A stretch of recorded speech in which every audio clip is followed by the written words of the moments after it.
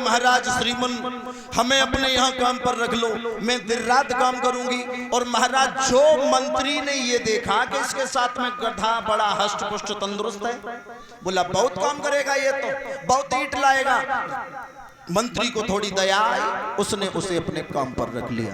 और जब काम पर रख लिया है, काम पर रखने के बाद भागवत श्रोताओं, अब नतीजा ये हुआ कि सुबह से लेकर शाम तक महल बनता है, लेकिन जैसे ही ठीक रात्रि के 12 बजते वैसे ही महल भर भरा करके गिर जाता है।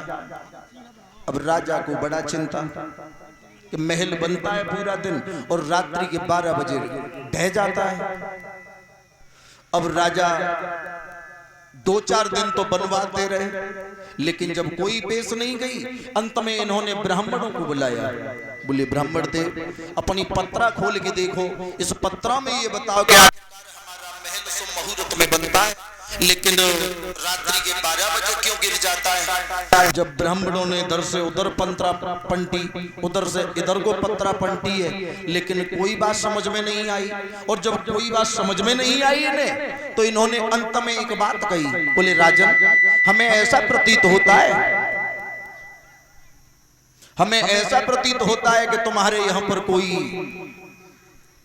पतिव्रता काम कर रही है, इसलिए महाराज। कहां गए साउंड वाले? महाराज इन्होंने ये कहा है, बोले कोई पतिव्रता तुम्हारे यहां काम कर रही है।